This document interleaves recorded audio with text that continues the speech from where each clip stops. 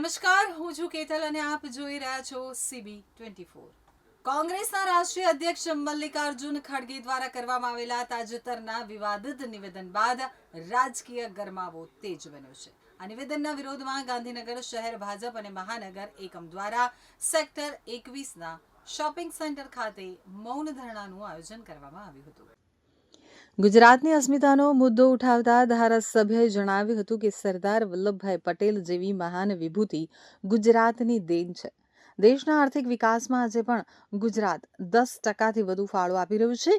વિક્રમ સારાભાઈ જેવા વૈજ્ઞાનિકોની સફળતા પાછળ પણ ગુજરાતનું જ નામ જોડાયેલું છે, જે કોંગ્રેસે કદાચ વિસારે પાડ્યું છે। તેમણે વધુમાં આરોપ લગાવ્યો કે કોંગ્રેસ હંમેશા જાતિવાદ અને તુષ્ટિકરણની રાજનીતિ કરી અને સમાજમાં ભાગલા પાડવાનું કામ કરતી આવી છે। આ વિરોધ પ્રદર્શનમાં ખાસ ઉપસ્થિત રહેલા ગાંધીનગરના ધારાસભ્ય રીટાબેન પટેલે કોંગ્રેસ ઉપર આકરા પ્રહારો કર્યા હતા।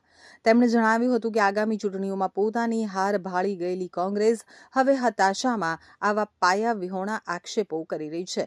રીટાબહેને કટાક્ષ કરતા ઉમેર્યું હતું કે કોંગ્રેસની દાળ હવે પાકવાની નથી, એટલે રાહુલ ગાંધી ઉપર નિશાન સાધતા કહ્યું કે જે નેતાને શાકભાજી કિલોમાં આવે કે લીટરમાં તેની પણ સમજ નથી, તેમના માર્ગદર્શન હેઠળ ચાલતી કોંગ્રેસ હંમેશા જનતાને ગેરમાર્ગે દોરવાનું જ કામ કરે છે। વડાપ્રધાન નરેન્દ્ર મોદી સાહેબ અને કેન્દ્રીય ગૃહમંત્રી અમિત શાહ સાહેબનો વિરોધ કરતા આજે આ પાર્ટીનું શ્રેષ્ઠ નેતૃત્વ સમગ્ર ગુજરાતીઓનો વિરોધ કરતા થયા છે। સમગ્ર ગુજરાતીઓને મૂર્ખ કહેતા થયા છે। એમને ખબર પડી ગઈ છે કે હવે ગુજરાતમાં એમની દાળ પકવાની નથી, એટલે એમને અન્ય રાજ્યોમાં જીત મેળવવા માટે ગુજરાતને મોખરે બનાવીને ગુજરાતની જનતાને મૂર્ખ કહે છે। ત્યારે મારે આ કોંગ્રેસના રાષ્ટ્રીય અધ્યક્ષને કહેવું છે કે પોતાના નેતા કે જે રાહુલ ગાંધી કે જેમને શાકભાજી લીટરમાં આવે કે કિલોમાં આવે એની જાણ નથી અને ગુજરાતના નગરજનોને મૂર્ખ કહી રહ્યા છે। ગુજરાતનો દેશના વિકાસમાં અને એજ્યુકેશનમાં કેટલો ફાળો છે, હજી કદાચ એમને ગુજરાતનો ઇતિહાસ ખબર નહીં હોય। દેશને આઝાદી અપાવનાર મહાત્મા ગાંધી ગુજરાતના હતા। આખા દેશને એક તાંતળે બાંધનાર અને 550થી વધારે રજવાડાઓને એક કરનાર સરદાર વલ્લભભાઈ પટેલ પણ ગુજરાતના હતા અને જે 550 રજવાડાઓમાં શરૂઆત કરનાર રજવાડા પણ ગુજરાતના હતા કે જેમને અભ્યાસ વિદેશથી મેળવ્યો હતો। વિકાસની વાત કરીએ તો ગુજરાતનો ઇતિહાસ દેશમાં સૌથી મોખરે છે। દેશના કુલ એક્સપોર્ટની અંદર 20થી 30% ફાળો ગુજરાતનો છે। દેશની ઇકોનોમીમાં 9થી 10% ફાળો ગુજરાતનો છે।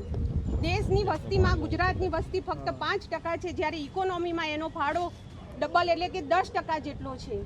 દેશના ઇન્વેટર્સમાં અડધાથી ઉપરના ઇન્વેટર્સના મૂળિયા ગુજરાતના છે। મિલિયનર્સ પણ અડધાથી ઉપર ગુજરાતના છે। ત્યારે વિક્રમ સારાભાઈની વાત કરીએ કે ઇસરોના સ્થાપક જેમને અંતરિક્ષની અંદર દેશને વિશ્વમાં નામના મેળવી છે, વિક્રમ સારાભાઈ ગુજરાતના છે।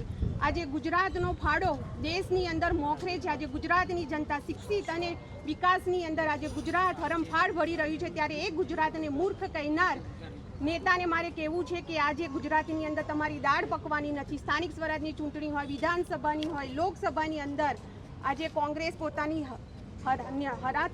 નિરાશા ભાળી ગઈ છે। ત્યારે આજે જે એ પ્રવચન આપી રહ્યા છે, જે મુદ્દા ઉછાળી રહ્યા છે, અત્યાર સુધી જાતિના નામ ઉપર તૃષ્ટિકરણ કરતા હતા, પણ એની સાથે સાથે આજે એમને ગુજરાતની જનતાને મૂર્ખ કહેવાનો જે પ્રયાસ કર્યો છે એના બદલ આજે ગુજરાતની જનતા એમને માફ કરવાની નથી અને આજે ગુજરાતની અંદર ઠેર ઠેર ગુજરાતની જનતાએ એમનો વિરોધ પ્રદર્શન અને મૌન રીતે વિરોધ પ્રદર્શન પ્રસ્થાપિત કર્યો છે।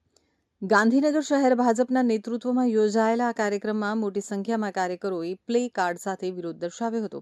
તો ભાજપના મતે મલ્લિકાર્જુન ખડગેનું નિવેદન માત્ર પક્ષલક્ષી નથી, પરંતુ તે રાજ્યની જનતાનું અપમાન છે, જેને ગુજરાતની જનતા ક્યારેય માફ નહીં કરે। એક તરફ કોંગ્રેસના નિવેદનો અને બીજી તરફ ભાજપનો આ મૌન વિરોધી આગામી દિવસોમાં રાજ્યના રાજકારણમાં નવો વળાંક લાવશે તેમ જણાઈ રહ્યું છે।